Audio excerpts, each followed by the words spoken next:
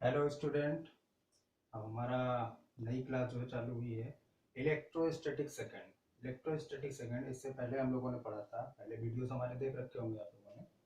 उसके बाद का टॉपिक है इलेक्ट्रोस्टैटिक सेकंड में हम लोग स्टडी करेंगे areal vector, solid angle, Gauss theorem और उसके एप्लीकेशन। यहाँ भी आपका चार्ज रुका हुआ है, इसीलिए इसको हम लोग इलेक्ट्रोस्टैटिक में स्टडी कर रहे हैं। सबसे पहला टॉपिक है आपका एरियल वेक्टर या एरिया वेक्टर या क्षेत्रफल वेक्टर। क्षेत्रफल वेक्टर क्या होता है? जैसे मान लीजिए कोई एरिया है, यहाँ पे मैं आपको एक कॉपी लेके समझाता हूँ। ये आपका एरिया है, ये एरिया दिख रहा है। इस एरिया के परपेंडिकुलर जो वेक्टर खींचा जाता है वो आपका क्या कहलाएगा? क्षेत्रफल वेक्टर कहलाएगा।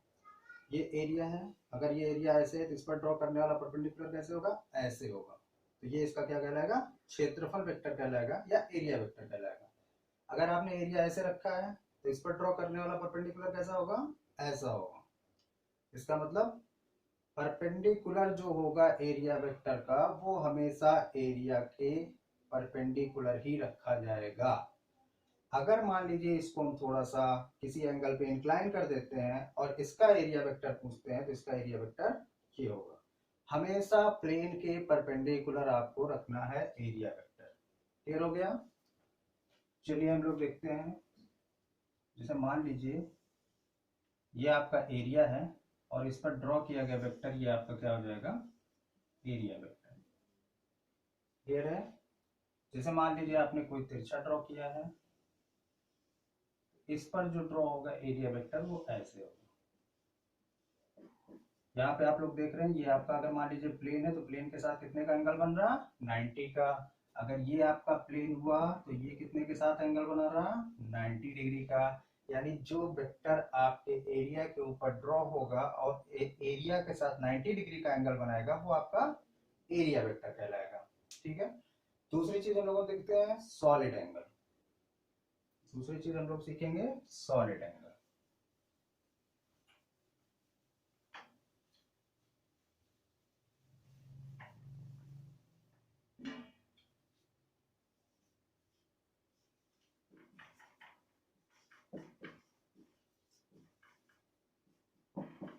इसको बोलते हैं घन कोण।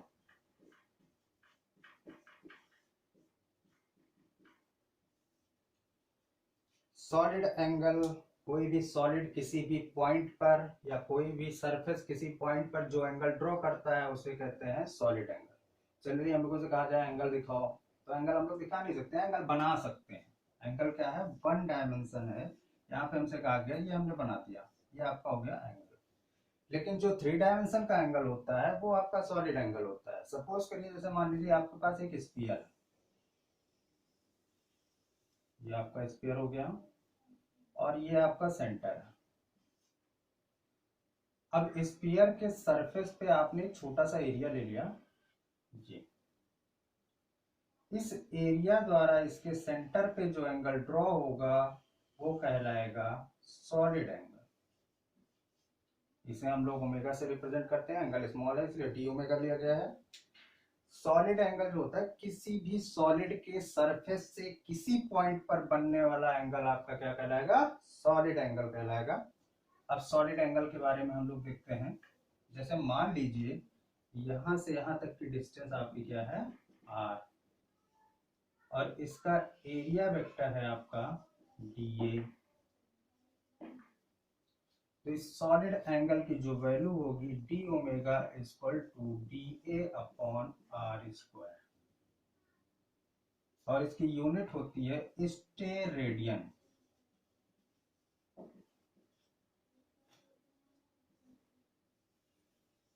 सपोज करिए क्योंकि ये सरफेस जो है ये सीधा था, सरफेस सीधा था तो हमारा जो सॉलिड एंगल का फॉर्मूला बना वो क्या बना है? D omega equal to D A upon R square.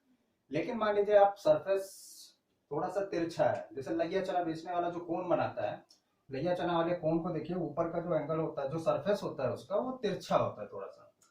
अब सपोज करिए अगर तिरछा सरफेस है, जैसे मान लीजिए मैं ये वाली शेप दे रहा हूं लैया चना वाले कोन की।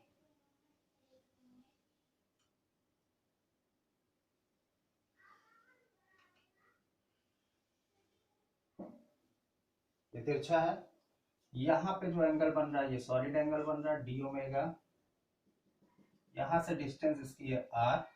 इस पर जो हम लोग सरफेस ड्रॉ करेंगे इसका जो एरियल वेक्टर होगा, क्षेत्रफल वेक्टर होगा, वो ऐसे होगा। क्यों ऐसे होगा? क्योंकि सरफेस तिरछा है तो उस पे ऐसे जाएगा तभी परपेंडिकुलर पड़ेगा। हमें चाहिए क्या? सीधा। जब सीधा होता है तो फॉर्मूला क्या होता है? Area vector upon R square. तो हम लोग अगर इसको सीधा करें, सपोज करो ऐसे यहां से काट लें तो ये सीधा हो जाएगा, तो इसके और इसके बीच में देखिए कुछ ना कुछ एंगल बन रहा है। ये एंगल हम मान लेते हैं थीटा बन रहा। तो आपका तो वेक्टर ये है, एरिया ये है। अगर इसको दो कंपोनेंट में तोड़ेंगे तो ये सीधा वाला जो बनेगा ये आपका बनेगा डी ए कॉस थीटा, और जो ये ऊपर बनेगा वो इसका क्या बनेगा? डी ए साइन थीटा बनेगा। अब सीधा वाला हिस्सा देखिए आपका ये क्या हो गया? D A cos theta. फॉर्मूले में आप सीधा वाला हिस्सा इस्तेमाल कर रहे हैं, तो अगर आपका कोण तिरछा कटा हुआ है या सरफेस तिरछा है तो वहां पे आपका डी ओमेगा का फॉर्मूला क्या हो जाएगा? D A cos theta upon R square. ये आपका जनरल केस हो गया। ठीक, सीधा कटने का मतलब क्या हुआ? Theta is zero. सीधा होने का मतलब क्या हुआ? जैसे ये सरफेस है, अगर ये सीधा हुआ तो ये कहाँ आ जाएगा? इस पे आ जाएगा, और इस पे आ जाएगा तो थीटा खत्म हो गया। थीटा खत्म हो गया तो यानी थीटा जीरो, और जैसे आप थीटा जीरो रखोगे तो फॉर्मूला कॉस जीरो की वैल्यू 1 होती है, तो ये बन जाएगा डी अपॉन आर स्क्वायर, जो कि इसका स्टैंडर्ड फॉर्मूला है। तो ये आपका जनरल फॉर्मूला हो गया सॉलिड एंगल का, D omega equal to D A cos theta upon R square. Unit इसकी क्या होती है बच्चों? स्टेरेडियन। जैसे मान लीजिए अगर हम लोग इस पूरे स्फीयर के सेंटर पे निकालना चाहें कि कितना, एक स्फीयर के सेंटर पर कितना सॉलिड एंगल बनता है, तो हम लोग क्या करेंगे? एक छोटे से एरिया की वजह से एंगल कितना मिला? D omega. ठीक है, अभी हम लोग इसकी बात करते हैं, इसको हम रफ कर देते हैं।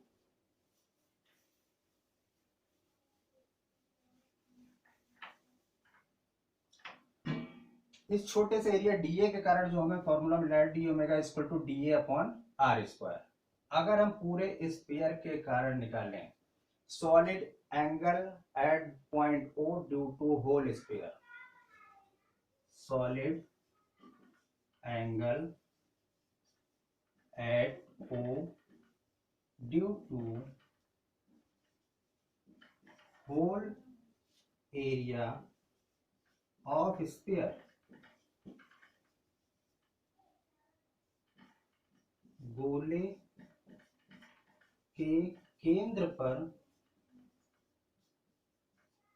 बना संपूर्ण घन कोण।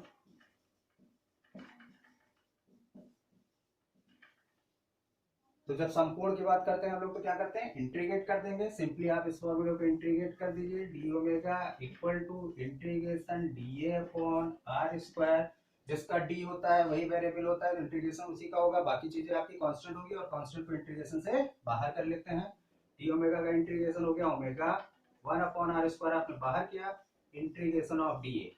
इंटीग्रेशन ऑफ डी ए का मतलब क्या हो गया? होल एरिया ऑफ स्फीयर, और स्फीयर का एरिया आपको मालूम है 4 पाई आर स्क्वायर।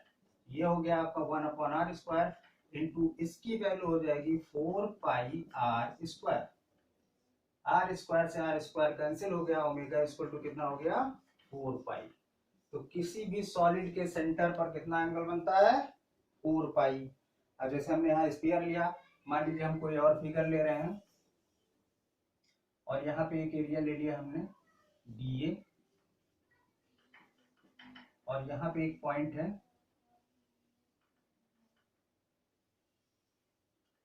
यहाँ पे एंगल ले लिया हमने डी ओमेगा।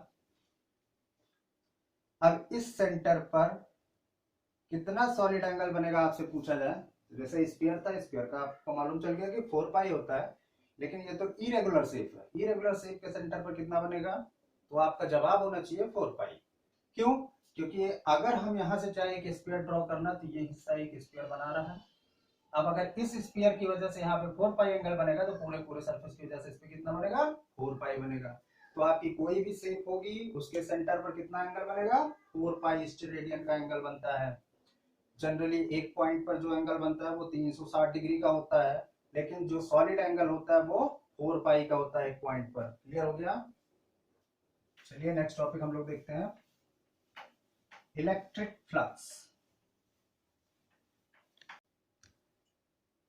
नेक्स्ट टॉपिक आपका है इलेक्ट्रिक फ्लक्स, विद्युत फ्लक्स। फ्लक्स का मतलब क्या होता है बच्चों? फ्लक्स का मतलब होता है फ्लो। फ्लक्स जो वर्ड बना हुआ है ये फ्लो से बना हुआ है, यानी फ्लो होना। ठीक, तो जैसे मान लीजिए इलेक्ट्रिक फ्लक्स की बात कर रहा, तो इलेक्ट्रिक लाइनें जो फ्लो हो रही होती हैं, किसी एरिया से जो फ्लो हो रही होती हैं, उन्हीं की काउंटिंग को हम लोग बोलते हैं इलेक्ट्रिक फ्लक्स।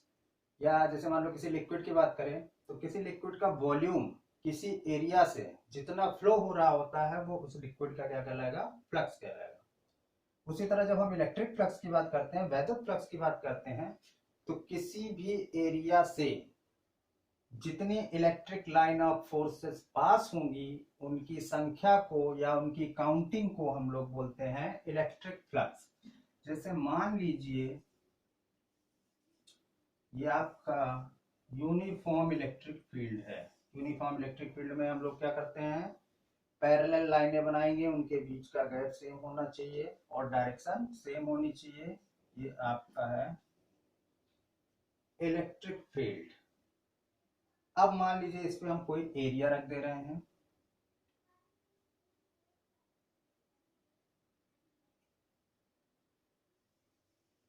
सपोज करो ये एरिया तिरछा रखा हुआ है। एक मिनट,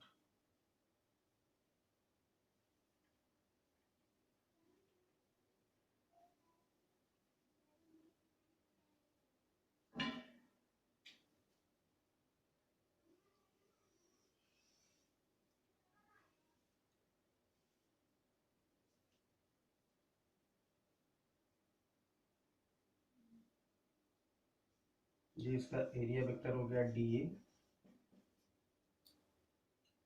और ये इलेक्ट्रिक फील्ड के साथ जो एंगल बना रहा है वो बना रहा थीटा। इलेक्ट्रिक फील्ड के साथ जो वेक्टर एंगल बना रहा है वो थीटा बना रहा है। तो इस एरिया से जितनी इलेक्ट्रिक लाइन ऑफ फोर्सेस पास हो रही हैं उनकी काउंटिंग को कहेंगे इलेक्ट्रिक फ्लक्स। इसे रिप्रेजेंट करते हैं फाई से। यहाँ पे हमने स्मॉल एरिया डी ए लिया है, तो उसका इलेक्ट्रिक फ्लक्स हो जाएगा D phi equal to vector E dot D A. यहाँ पे देखिए अगर हम इसको कंपोनेंट में तोड़ेंगे तो एक हो जाएगा आपका डी ए कॉस थीटा, एक हो जाएगा आपका डी ए साइन थीटा। तो डी ए साइन थीटा तो सीधा होगा, तो ये तो पार नहीं होगा। डी ए से आपका कौन सा पार होगा? डी ए कॉस थीटा पार होगा। इसीलिए और कॉस थीटा का जो प्रोडक्ट होता है उसे हम डॉट में रिप्रेजेंट करते हैं, इसलिए हमने लिख दिया ई डॉट डी ए। यहाँ पे जनरली अगर हम बात करेंगे डी फाई की, तो हो जाएगा ई डॉट डी ए मतलब ई डी ए कॉस थीटा। ये आपका फॉर्मूला हो जाएगा। अब देखिए आपको ध्यान क्या देना है, कभी कभी क्वेश्चन में ऐसा होता है कि आपको दे दिया जाएगा कि इलेक्ट्रिक फील्ड से आपका जो एरिया है वो 90 डिग्री का एंगल बनाते हुए रखा गया है, यानी एरिया इलेक्ट्रिक फील्ड की डायरेक्शन में 90 डिग्री का एंगल बना रहा है। फ्लक्स कितना होगा? तो बच्चे क्या करते हैं, थीटा की जगह पे उठा के 90 डिग्री रख देते हैं, और 90 डिग्री रखते ही आपका क्वेश्चन गलत हो जाएगा। इसको क्लियर करने के लिए मैं बताता हूँ आपको। जैसे सपोज करिए ये एरिया इलेक्ट्रिक फील्ड की डायरेक्शन से 90 डिग्री का एंगल बनाते हुए रखा गया है। ये देखिए आप इलेक्ट्रिक फील्ड के साथ ये 90 डिग्री का एंगल बनाते हुए रखा गया है। अब देखिए इलेक्ट्रिक फील्ड की लाइन ये है और एरिया की ये है, तो दोनों के बीच एंगल कितना होगा? ये एंगल बना 90 का। ऐसे आपको क्वेश्चन में दे दिया जाएगा, लेकिन आपको एंगल लेना किसका है? आपको एंगल एरियल वेक्टर का लेना है, यानी एरियल वेक्टर फील्ड के साथ कितना एंगल बना रहा है वो आपको यहाँ पे यूज करना है। तो आप जैसे एरिया यहाँ रखोगे तो एरिया के हमेशा परपेंडिकुलर होता है एरियल वेक्टर। आपसे कहा जाएगा कि एरिया वेक्टर किधर होगा, तो किधर बताएंगे आप? ये डायरेक्शन होगी, ये आपका एरिया हुआ, इसके परपेंडिकुलर आपका एरिया वेक्टर होगा, तो एरिया वेक्टर की डायरेक्शन ये हुई। एरिया वेक्टर इलेक्ट्रिक फील्ड के साथ जितना एंगल बनाएगा वो आपको यहाँ पे यूज करना है, यानी एरिया वेक्टर आपका ये हुआ, इलेक्ट्रिक फील्ड ये हुआ। आप लोगों को समझ में आ गया होगा एंगल कितना हो रहा है? एंगल 0 हो रहा है, क्योंकि ई की डायरेक्शन में भी एरिया वेक्टर यूज हो रहा है। तो ई और एरिया वेक्टर के बीच का एंगल क्या हो जाएगा? 0। तो जब एरिया परपेंडिकुलर दिया होगा तो आपका एरिया वेक्टर उसके पैरेलल हो जाएगा और एंगल हो जाएगा आपका जीरो।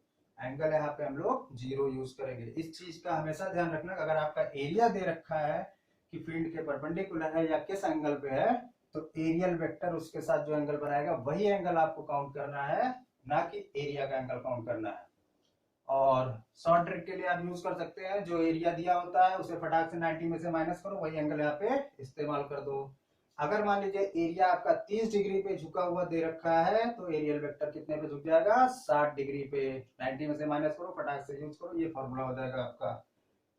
इसकी यूनिट आपकी क्या होगी बच्चों? यूनिट लिखना बहुत आसान है। इलेक्ट्रिक फील्ड की क्या होती है?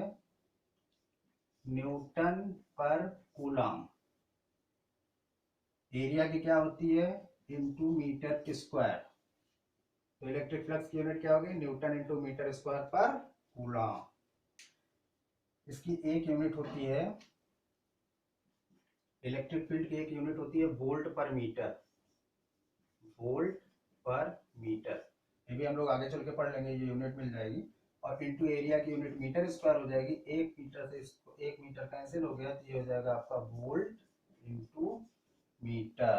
कभी कभी ऑब्जेक्टिव क्वेश्चन में आ जाता है कि मतलब इसके अलावा कोई दूसरी यूनिट आप बताइए, तो एक यूनिट ये भी होती है वोल्ट इंटू मीटर।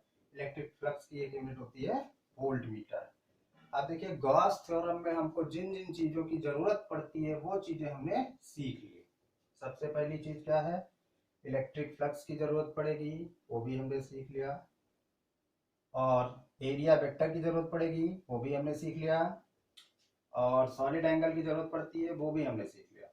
तो अब नेक्स्ट टॉपिक हम लोग देखते हैं गॉस थ्योरम। सबसे इंपॉर्टेंट है गॉस थ्योरम। गॉस थ्योरम या गॉस लॉ। देखिए गॉस लॉ किसके बारे में बताता है? एक्चुअल में अगर हमें इलेक्ट्रिक फील्ड कहीं निकालनी हो, सॉरी इलेक्ट्रिक फ्लक्स कहीं निकालना होता है, तो हमें किन किन चीजों की जरूरत पड़ रही थी? फॉर्मूला आपका क्या था? ई डी ए कॉस थीटा।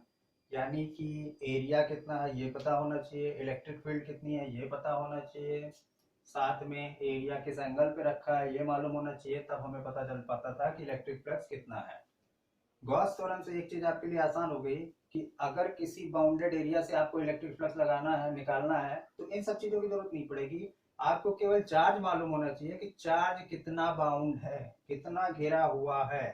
तो वहां से आप आसानी से गॉस लॉ का एप्लीकेशन लेके इलेक्ट्रिक फील्ड या सॉरी इलेक्ट्रिक फ्लक्स फाइंड कर सकते हैं। तो हम लोग गॉस लॉ देखते हैं।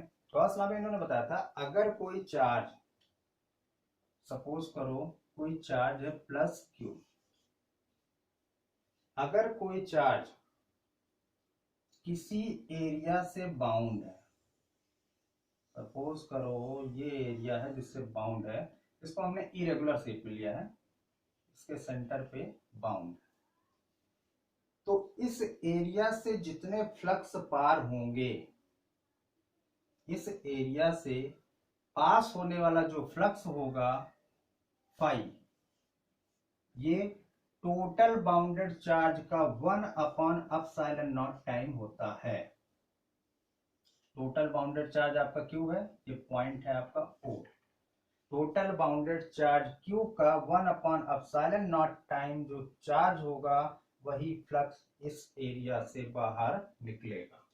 ठीक, सपोज करिए जहां चार्ज रखा है वहां आपने कैंडल रख दी, जला दिया, और एक ग्लास के लैंप से उसको ढक दिया, तो लैंप से जो लाइट आ रही है बाहर आ रही है उसको आप फ्लक्स मानो।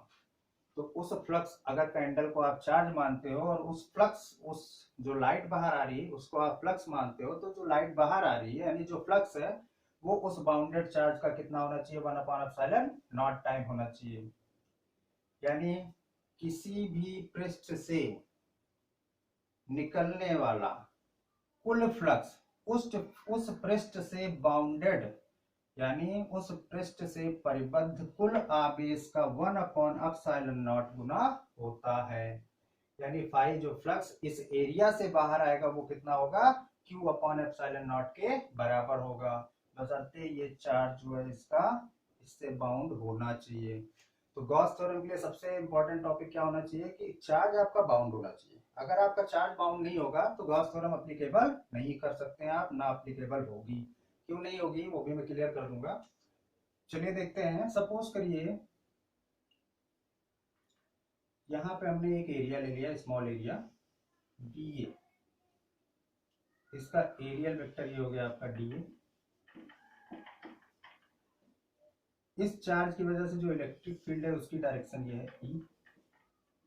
तो इलेक्ट्रिक फील्ड और एरिया वेक्टर कुछ ना कुछ एंगल बना रहे हैं। सपोज कर लेते हैं एंगल कितना है, थीटा।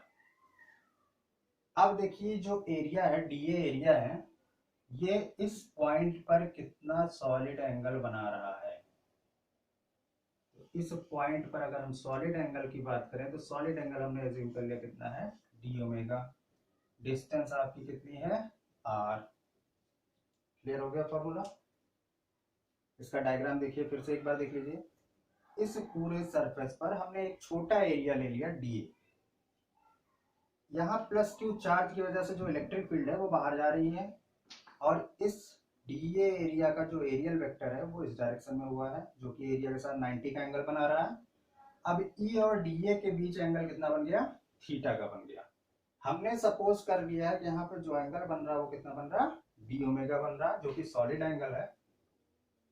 तो अब अगर हम बात करें इस डीए एरिया से कितना फ्लक्स पार हो रहा है, तो सबसे पहले हम लोग लिखेंगे electric flux passing through DA area.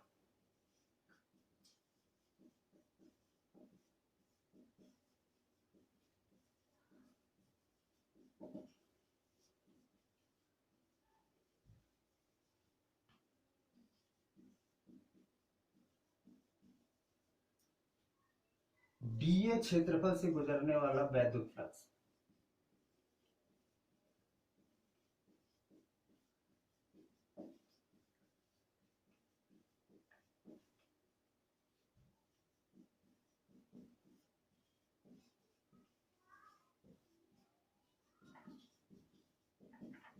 जब भी वैद्युत फ्लक्स की बात आएगी आपको तुरंत अपना फॉर्मूला याद होना चाहिए। क्या याद आएगा, D phi equal to E dot D A. यहाँ पे देखिए एरिया कम है तो जो फ्लक्स होगा वो भी कम होगा। हमने ले लिया D phi equal to E dot D A. Dot product को जब हम लोग हटाते हैं तो क्या आएगा, E D A cos theta. ये आपका इलेक्ट्रिक फ्लक्स हो गया। कहां से पार हो रहा है, इस डीए एरिया से पार हो रहा है। हमें इस पूरे सरफेस से निकलने वाला इलेक्ट्रिक फ्लक्स फाइंड करना है। तो सबसे पहले हम लोग क्या करते हैं, एक छोटे से एरिया से निकलने वाला फ्लक्स फाइंड कर लेंगे। उसके बाद जब उसको इंटीग्रेट कर देंगे तो पूरे होल एरिया से जितना फ्लक्स पार हो रहा है वो हमको बड़े आराम से मिल जाएगा। तो अभी हम लोगों ने क्या निकाला, electric flux passing through D area, यानी डी एरिया से कितना फ्लक्स पार हो रहा है, तो ई डी ए कॉस थीटा, ये डी एरिया से पार हो रहा है। अब हम लोग देखते हैं इलेक्ट्रिक फील्ड कितनी है। यहाँ पे कितना चार्ज बाउंड है, एक पॉइंट पे चार्ज बाउंड है। तो यहाँ जो इलेक्ट्रिक फील्ड होगी वो किसकी वजह से होगी, इस पॉइंट चार्ज की वजह से होगी। अब हमारे पहले लेक्चर में जाइए, electric field due two point charge हमने निकाला था। तो इस प्लस क्यू के कारण कितनी इलेक्ट्रिक फील्ड है, ये हम लोग कितना फाइंड कर लेंगे। Electric field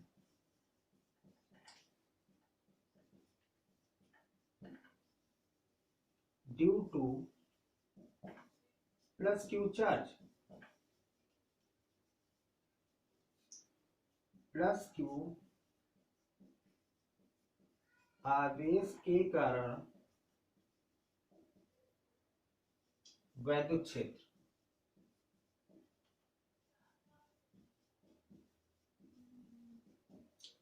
E equal to 1/4πε0 Q upon R square. कुछ याद आया आप लोगों को, पॉइंट चार्ज से आर डिस्टेंस पे एक पॉइंट है, वहां पे हमें इलेक्ट्रिक फील्ड बतानी है। तो पॉइंट चार्ज की वजह से इलेक्ट्रिक फील्ड कितनी होती है, E equal to 1/4πε0 Q upon R square.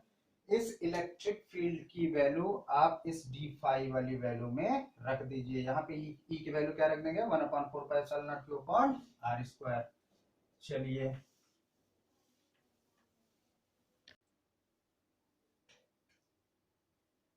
अब देखिए ई की वैल्यू जब यहाँ पे हम रखेंगे तो ये हो जाएगा आपका D phi equal to, E की जगह पे रखना है 1/4πε0 Q upon R square into D A cos theta.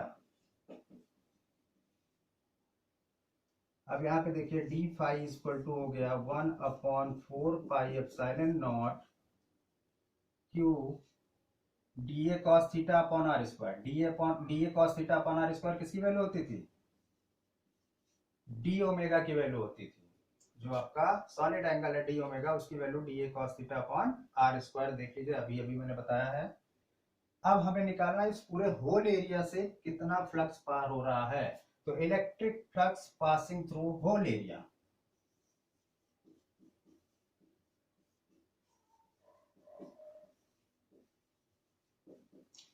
passing through whole area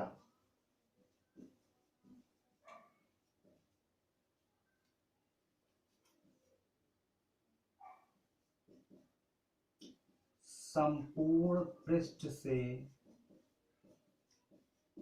गुजरने वाला फ्लक्स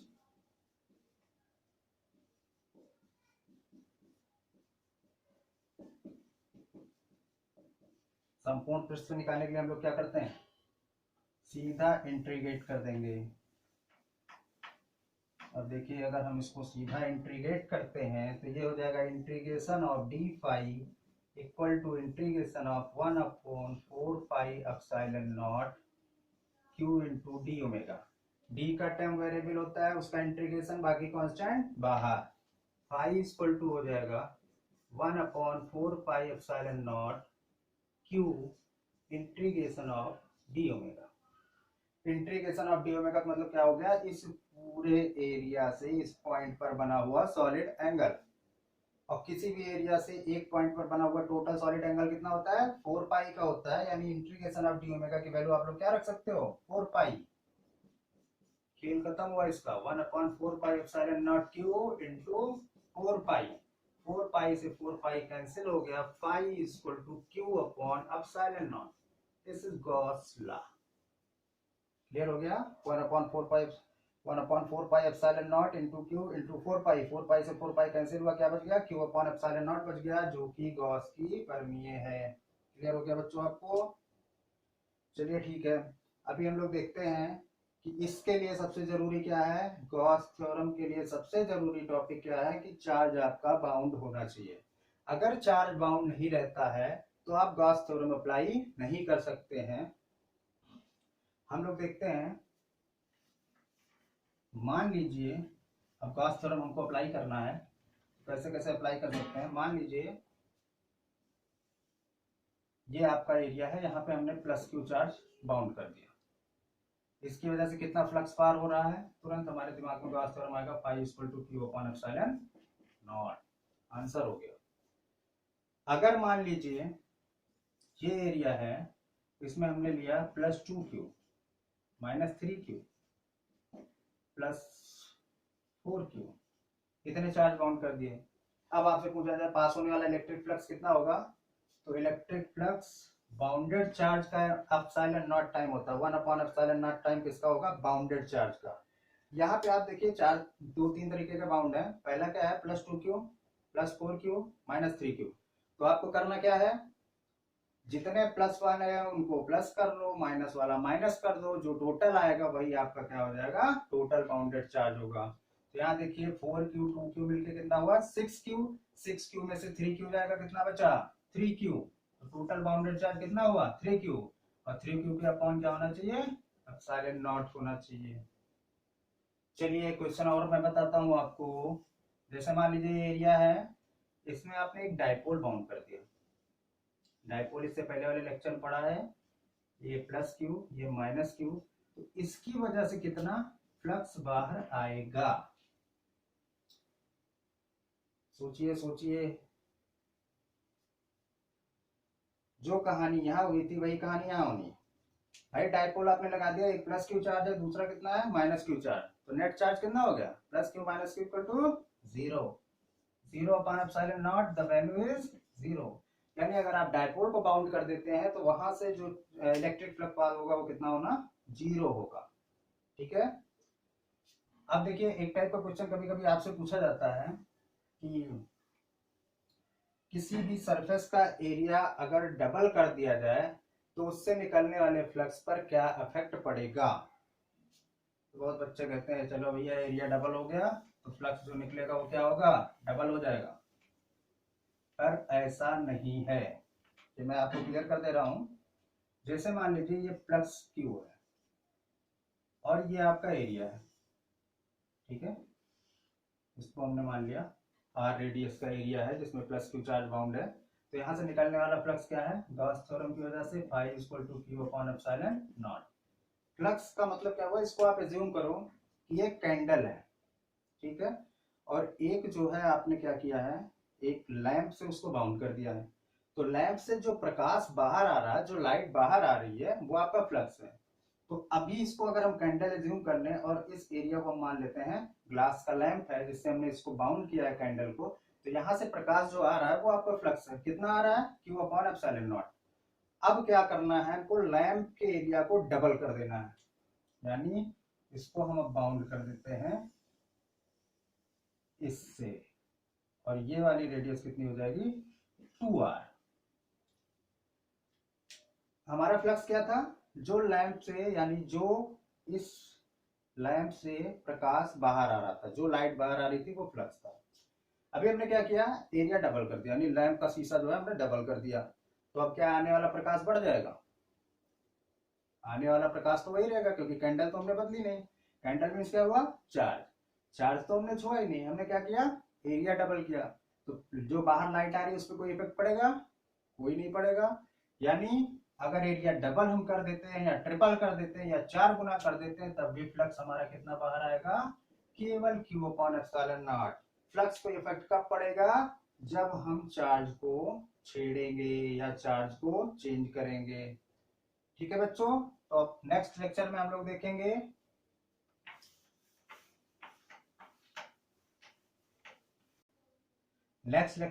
देखेंगे कि अगर चार्ज को बाउंड ना किया जाए यानी सरफेस से बाहर रखा जाए तो वहां गॉस थ्योरम अप्लाई नहीं होती है, वहां पे आपका इलेक्ट्रिक फ्लक्स क्या होगा, 0 होगा। ठीक है, तो watch my next video, thank you.